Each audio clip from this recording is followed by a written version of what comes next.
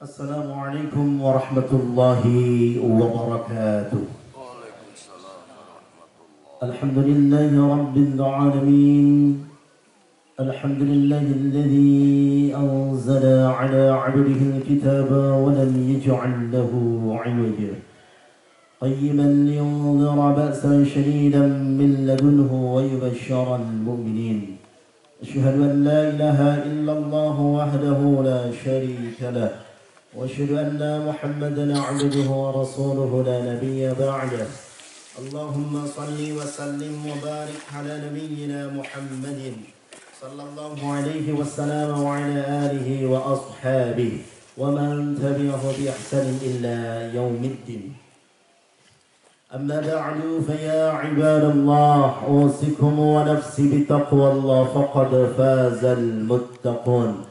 يا أيها الذين آمنوا اتقوا الله حق تقاته ولا تموتن إلا وأنتم مسلمون.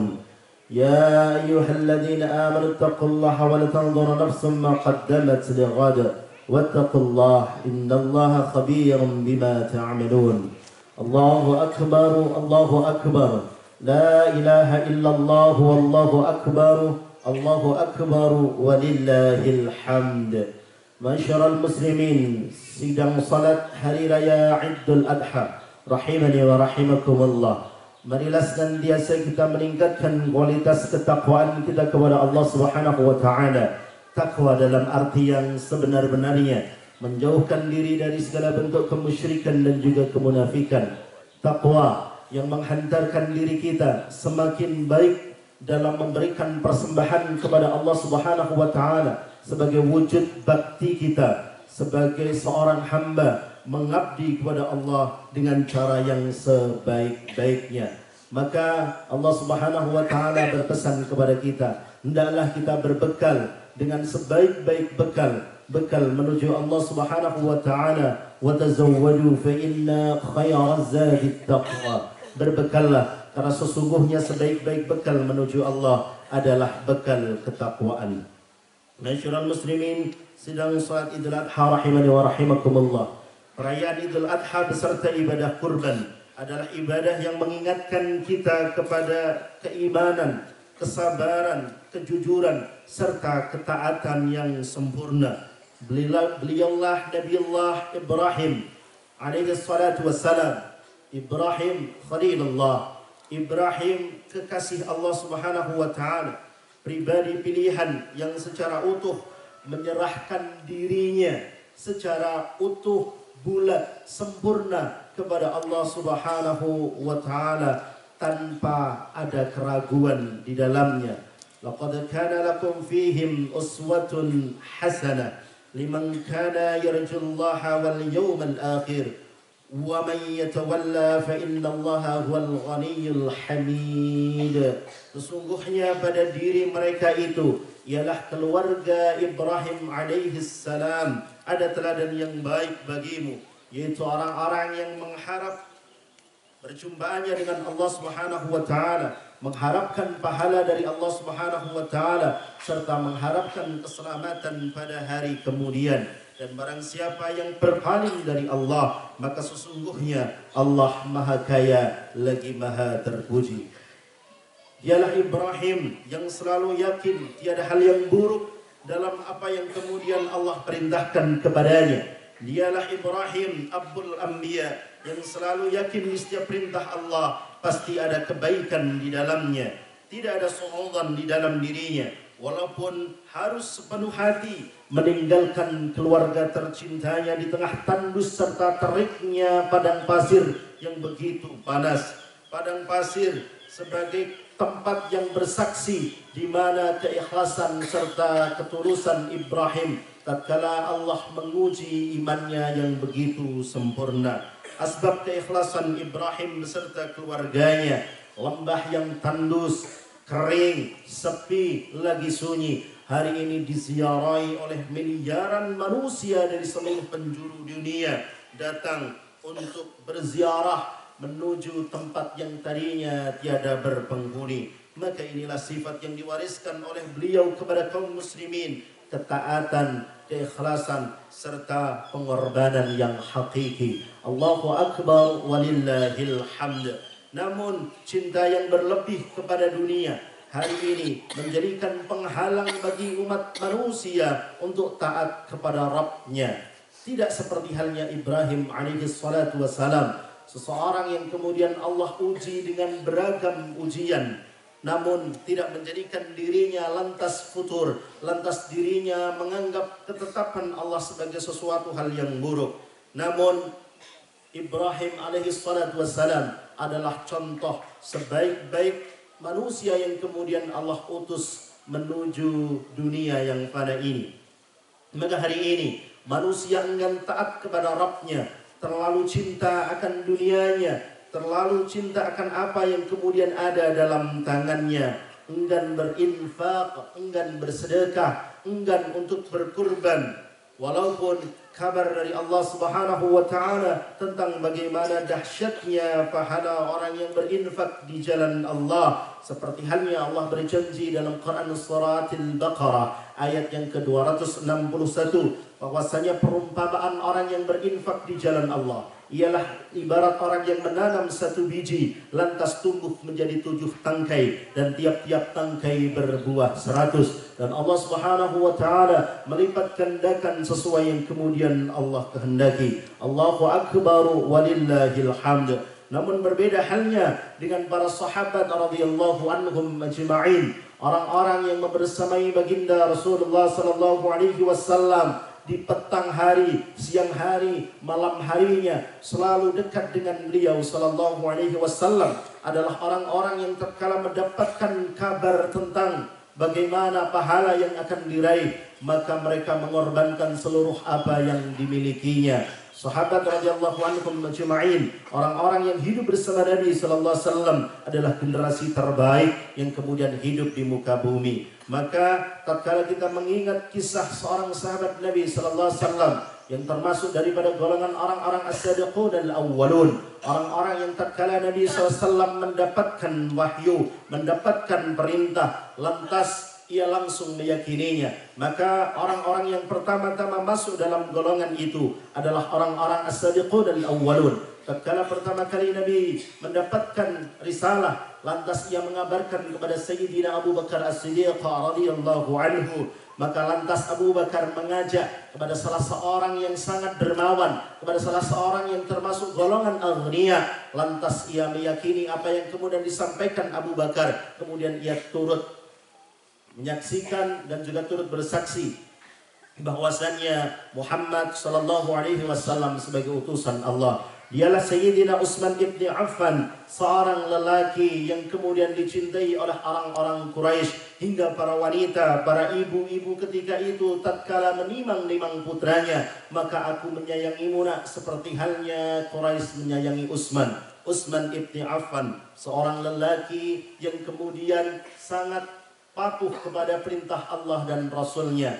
Maka tatkala peristiwa perang Tabuk, peristiwa di mana Rasulullah mengerahkan seluruh kekuatan umat muslim sebagai ujian iman paripurna pada hari itu. Karena sesungguhnya perang Tabuk tidak jadi berperang, namun ujian iman paripurna. Sebada itu sudah tidak ada peperangan lagi. Maka tatkala Nabiullah Muhammad sallallahu alaihi wasallam memberikan perintah kepada para sahabat radhiyallahu anhum ajma'in, siapa yang lantas akan mau memberangkatkan 1000 orang yang pertama menuju medan Tabuk, maka tatkala itu tidak ada orang yang berani lantas berdiri mengatakan siap untuk menanggung daripada hal itu. Namun Sayyidina Utsman, seorang lelaki yang amat pemalu, namun ia membuktikan bahwasanya dirinya adalah orang-orang yang sangat yakin akan janji-janji Allah. Utsman ibn Affan berdiri lantas mengatakan, izinkan aku ya Rasulullah untuk memberangkatkan 1000 orang yang pertama. Hingga Rasulullah berdiri untuk yang ketiga kalinya, maka Sayyidina Utsman yang terus untuk kemudian berdiri mengatakan dengan kalimat yang sama, Allahu Akbar walillahil hamd. Maka inilah gambaran pengorbanan Sayyidina Utsman ibn Affan, seorang lelaki yang hidup membersamai Nabi sallallahu alaihi wasallam, yang pernah menjadi menantu Rasulullah sallallahu alaihi wasallam 2 kali. Seba'da wafatnya Ruqayyah, Maka kemudian Ummu Kulthum, maka Rasulullah mengatakan, andaikan aku masih memiliki putri lagi wahai Utsman, pasti akan aku nikahkan dengan engkau. Maka Rasulullah amat sangat mencintai Utsman. Maka tatkala Utsman memberangkatkan 3.000 orang menuju medan Tabuk, maka Allah Subhanahu wa taala memujinya pada akhir surah Al-Fajr dalam tafsir Ibnu Katsir. Maka Allah mengatakan dalam firman-Nya, ya ayyatuhan nafsul mutmainnah irji'i ila rabbika radiyatan mardiyah fadkhuli fi ibadi wadkhuli jannati. Wahai jiwa-jiwa yang tenang, kembalilah kepada Rabbmu dengan berpuas diri karena amalmu. Maka Utsman adalah gambaran orang yang tidak memiliki ketakutan akan kekurangan hartanya. Maka sesungguhnya semuanya milik Allah, dan Utsman adalah orang yang membelanjakan hartanya fi sabilillah dengan sepenuh hati. Allahu akbar walillahil hamd. Masyarul muslimin, sidang salat Idul Adha rahimani wa rahimakumullah.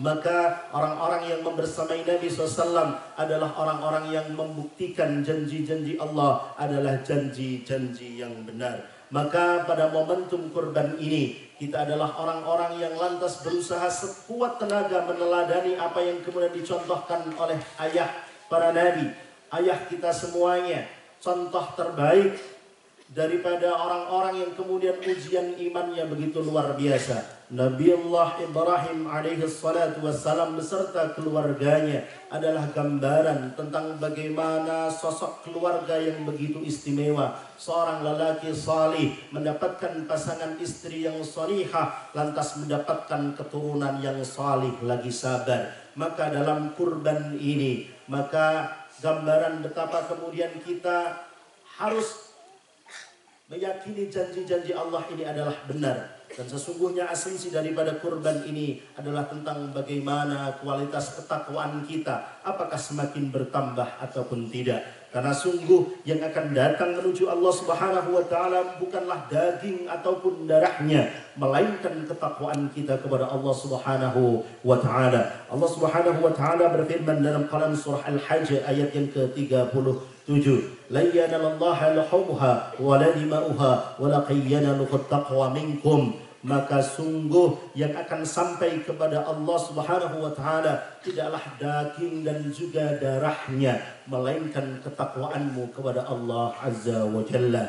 Masyarul muslimin, sidang salat Idul Adha rahimani wa rahimakumullah. Maka dari itu, esensi daripada kurban adalah bagaimana takwa kita semakin baik, takwa kita semakin sempurna, takwa kita semakin berkualitas dari waktu ke waktu.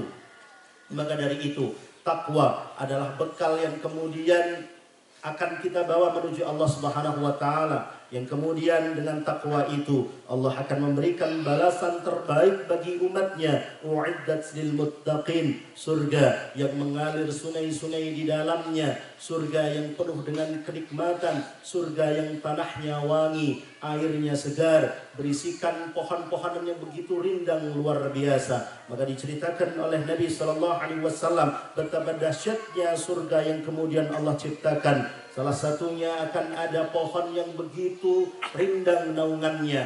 Maka diperlukan 100 tahun lamanya seorang penunggang kuda dengan kuda yang cepat untuk mengitari satu pohon di surga yang digunakan untuk bernaung para penghuni surga. Maka tingginya pun juga diperlukan waktu 100 tahun, kata Nabi SAW. Seorang penunggang kuda yang tangguh serta kuda yang berlari cepat untuk menaiki satu pohon surga yang kemudian Allah sediakan. U'iddat lil muttaqin. Maka surga adalah sebaik-baik tempat kembali untuk mereka, orang-orang yang yakin akan janji Allah Subhanahu wa taala. Maka sahabat radhiyallahu anhum majma'in adalah gambaran orang-orang yang kemudian yakin akan janji Allah. Mereka adalah orang-orang yang masih hidup di dunia, namun Nabi SAW telah mengabarkan pada diri mereka bahwasanya mereka adalah orang-orang yang wajib masuk surga. Salah satunya termasuk adalah Sayyidina Utsman ibn Affan radhiyallahu anhu. Maka dari hal itu,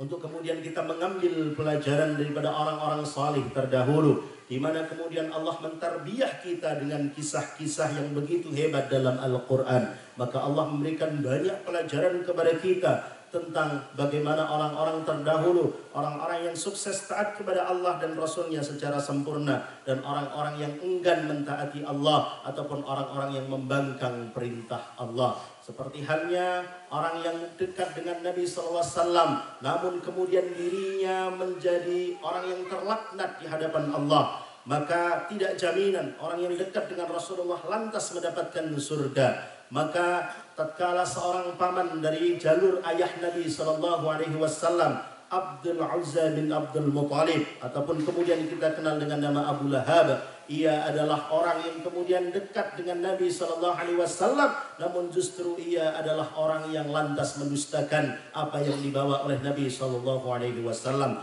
Maka tatkala Rasulullah mengumpulkan para pamannya tatkala itu untuk mengatakan bahwasanya dirinya adalah seorang utusan, maka Abdul Uzza bin Abdul Muttalib ataupun Abu Lahab ini lantas kemudian menentang yang pertama kali. Maka ucapan tabban laka ya Muhammad, ucapan daripada Abu Lahab ini lantas dijawab langsung oleh Allah dalam Quran surah Al-Lahab. Maka asbabun nuzul turunnya daripada Quran surah Al-Lahab ini adalah tentang bagaimana kedengkian dan juga kedurhakaan Abu Lahab kepada Allah Subhanahu wa taala. Maka kita bersyukur hari ini walaupun kita adalah orang-orang yang jauh daripada nubuwah, namun Allah memberikan kita kekuatan iman, ketakwaan serta hidayah. Maka semoga Allah menjadikan kita orang-orang yang bersaudara di dunia dan kelak bersaudara hingga di surga. Dan Allah menerima kurban-kurban kita, Allah menerima amaliyah-amaliyah kita dengan keridhaannya dan menjadikan kita bagian orang-orang yang mendapatkan limpahan rahmat serta karunia-Nya, menjadikan kita orang-orang yang terpilih kelak masuki pintu surga dari mana saja insya Allah. Maka pada akhir khutbah ini marilah kemudian kita memohon kepada Allah Subhanahu wa taala, semoga Allah karuniakan kebaikan yang banyak untuk kita. Allah menjadikan kita bagian orang-orang yang ikhlas untuk tetap terus istiqamah di jalan Allah Subhanahu wa taala. Allah limpahkan rizki yang barakah, halalan tayyiban kepada kita, sehingga kita setiap tahunnya mampu mengeluarkan kurban, mampu berinfak, mampu bersedekah dengan sekuat sekemampuan kita. Mastata'tum, itulah perintah Nabi sallallahu alaihi wasallam dan juga perintah Allah tentang bagaimana kemudian kita mengusahakan takwa kita. Marilah kita memohon kepada Allah Subhanahu wa taala dengan hati yang merendah, dengan jiwa yang merunduk. Semoga Allah mengampunkan daripada dosa-dosa kita. Dan bagi kita yang hari ini berkurban, maka semoga Allah menerima kurban kita. Seperti hanya pesan Nabi SAW, maka sebelum daripada darah yang jatuh ke bumi, maka sungguh ampunan Allah jauh lebih dulu datang kepada orang-orang yang berkurban. أعوذ بالله من الشيطان الرجيم بسم الله الرحمن الرحيم الحمد لله رب العالمين حمد الشاكرين حمد الناعمين حمدا يوفي نعمه ويكفي مزيدا يا ربنا لك الحمد ولك الشكر كما ينبغي لجلال وجهك الكريم وعظيم سلطانك اللهم صل وسلم وبارك على نبينا محمد صلى الله عليه وسلم وعلى آله وأصحابه ومن تبعه بإحسان إلى يوم الدين وعلينا معهم برحمتك يا أرحم الراحمين. اللهم اغفر للمؤمنين والمؤمنات والمسلمين والمسلمات الأحياء منهم والأموات إنك سميع قريب مجيب دعوات يا قاضي الحاجات. ربنا اغفر لنا ولإخواننا الذين سبقونا بالإيمان ولا تجعل في قلوبنا غلا للذين آمنوا ربنا إنك رؤوف رحيم. ربي أوزعني أن أشكر نعمتك التي أنعمت علي وعلى والدي ونعمل صالحا ترضاه ودخلني برحمتك في عبادك الصالحين. بسم الله الذي لا يضر مع اسمه شيء في الأرض ولا في السماء وهو السميع العليم. أعوذ بكلمة الله تامة من شر ما خلق. أعوذ بكلمة الله تامة من شر ما خلق. أعوذ بكلمة الله تامة من شر ما خلق. ربي هب لي من الصالحين. ربي هب لي من الصالحين. ربي هب لي من الصالحين. ربنا تقبل منا إنك أنت السميع العليم. ربنا آتنا في الدنيا حسنة وفي الآخرة حسنة وقنا عذاب النار. وصلى الله على نبينا محمد وعلى آله وصحبه وبارك وسلم. سبحان ربك رب العزة عما يصفون وسلام على المرسلين والحمد لله رب العالمين. Barakallahu fikum majma'in. Assalamualaikum warahmatullahi wabarakatuh.